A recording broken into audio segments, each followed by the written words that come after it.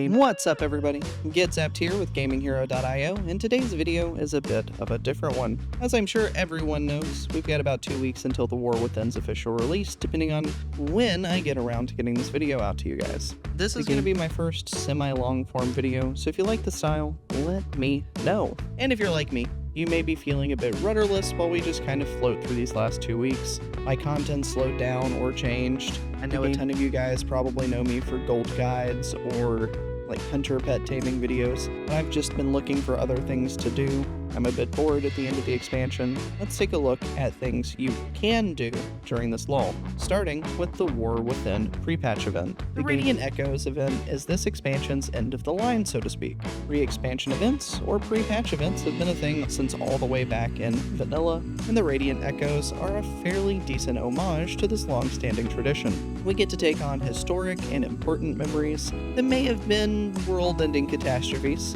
but we had the heroes of Azeroth to rise up and quell any monster or villain that stepped forward. We start with the memory of Ragnaros that we first defeated in the Molten Core, but now we get to put him down in the shadow of the Blackrock Mountain in the Searing Gorge. And we also get a rematch against the Puppet Master of the Black Dragonflight, who whispered in the ears of the Prince of Stormwind to the House of Nobles, Onyxia. There are, of course, some other amazing memories from Classic that we get to contend with that are arguably may be more significant than any of the bosses we get to fight. You've got Hogger, the Gnoll from Elwyn Forest that is most players' first elite enemy that they get to contend with, and the cause of death of many hardcore characters, especially during the heyday. We also have Hakara the Soul Flayer. He was the blood god of the Gurubashi trolls, the progenitor of the corrupted blood plague, which is allegedly used to study how people react to actual pandemics, because it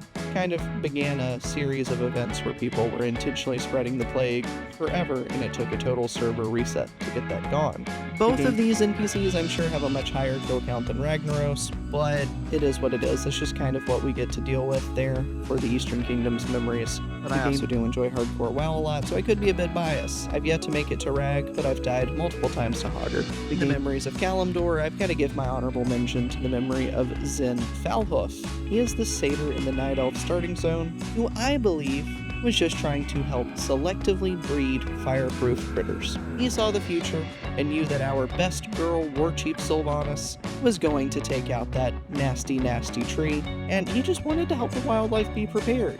And then we showed up and stopped him. So I bet you feel good about yourself now. I'm glad you call yourself a hero. But we aren't just dealing with classic or vanilla memories, though we do get to dip our toes into memories of the frigid north, which I think that most of us haven't really forgotten yet. Wrath of the Lich King was one of the most well-known expansions, and Arthas is, quite honestly, the poster boy for edgy Dark Lords. So much so that even Ozzy Osbourne got to contest that fact in a commercial for World of Warcraft way back in Wrath of the Lich King. I'm Ozzy Osbourne, and I'm the Prince of Darkness.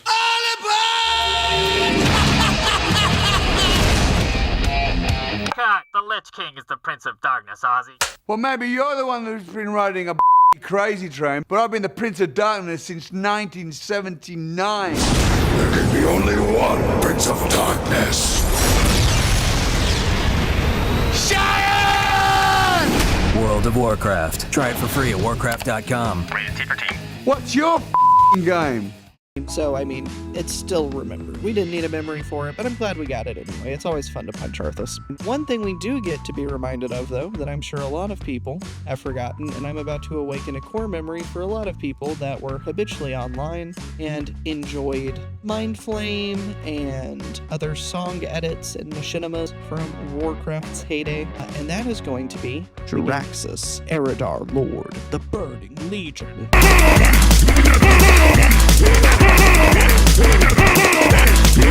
And if you don't know why that's such a core memory, make sure to check out the video that I linked in the description. It has a very taking the hobbits to Isengard vibe that I feel we need a lot more in the World of Warcraft. But why do the event?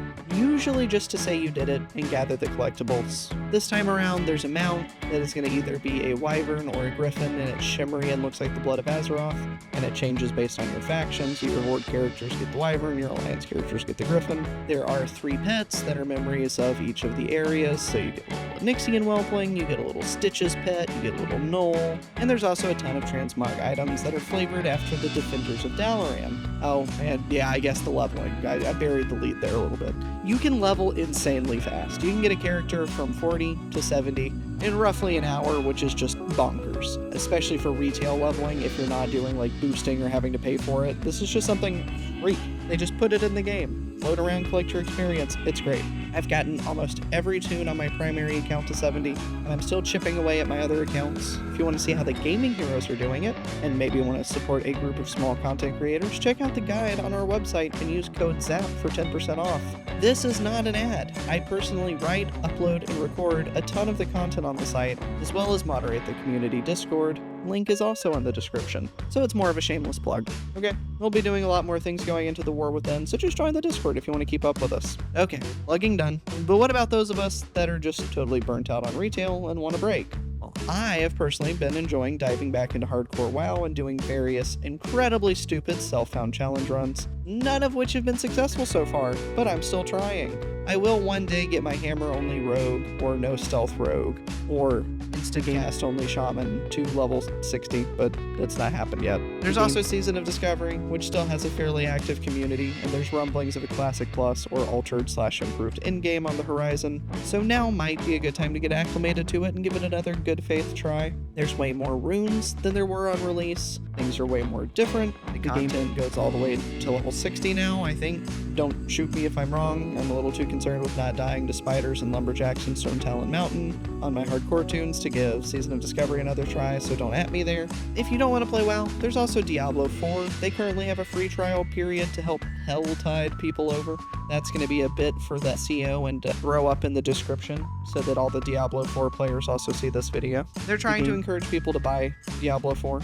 It's had a bunch of updates and stabilization since its launch. It even has a War Within tie-in coming soon. They have special armor sets, one for each of the classes. They have that neat little sparkle horse from Wrath of the Lich King is also making its way in there somehow. I don't know much about Diablo 4 or whether or not it's worth it, but we have a ton of people on our Discord that do play it and a bunch of other games. So feel free to pop in and ask questions. I know someone will have an opinion that you can use to base your decision on if that's what you're looking for or need. I can't give that to you here, but as always, just reach out. That's about all I have, though. This is a video I've written, recorded, rewrote, re-recorded ad nauseum since the pre-patch even went live.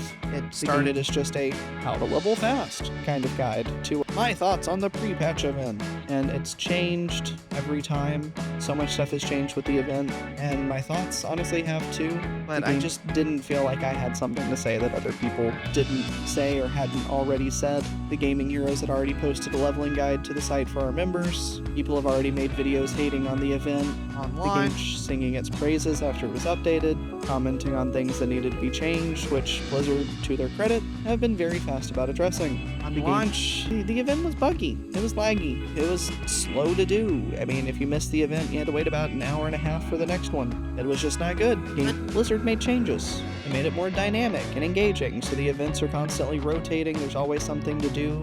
People were saying there wasn't enough XP to warrant even bothering, so they gave us a catch-up tool for alts. They didn't have to do that. I mean, I understand the last couple of expansions it's worked like that, but they don't have to. I feel like it was pretty good for what it is. It's a pre-patch event to help get you hyped for what's coming. So the game, Blizzard's been fixing stuff. I can't really make a video saying Blizz did bad, rage bait, title, emojicons. I can't really leave a bunch of negative comments that would help drive views. That's not my goal.